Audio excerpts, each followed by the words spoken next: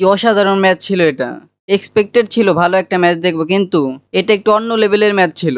আমার মতে এই ইউরোর বেস্ট গেম ছিল এটা। তো স্পেন কোয়ালিফাই করে গেছে সেমিফাইনালের জন্য। তো sad for Germany and Toni Kroos, but what a match man. তো ম্যাচের প্রথম দিকে টনি ক্রুসের ফাউলে পেড্রি ইনজুরিতে পড়ে যায় এবং মাঠে আসেন ড্যানি অলমো, এবং সে ম্যাচের 51 মিনিট স্পেনের জন্য গোল করে। এবং দারুণ একটা অ্যাসিস্ট ছিল লামিন ইয়ামালের তরফ থেকে। তো পুরো জার্মান টিম দাঁড়িয়ে দাঁড়িয়ে দেখেই গেছে। তো এরপরে জার্মান অনেকগুলো সুযোগ মিস করেছে, বিশেষ করে কাই হ্যাভার্টজ। তার পারফরম্যান্স একবারে বাজে ছিল আজকের ম্যাচে। তো ম্যাচ দেখে মনে হচ্ছিল না জার্মানি কামব্যাক করতে পারবে, কিন্তু ভাই খেলার মধ্যে তখনও বাকি ছিল।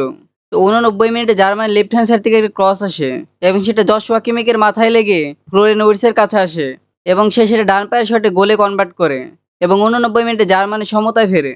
এরপর খেলা এক্সট্রা টাইমে করা, এবং একটা সময় মনে হচ্ছিল যে পেনাল্টি শুট আউটে ম্যাচটা শেষ হবে, কিন্তু মিকেল মোরেনো 119 মিনিটের গোলে জিতে যায় স্পেন, এবং স্বপ্নভঙ্গ হয় জার্মানি টিমে। তো এটা শেষ গেম ছিল টনি ক্রোসের জন্য।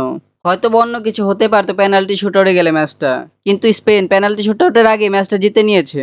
তো কংগ্রাচুলেশন স্পেন টিমের জন্য।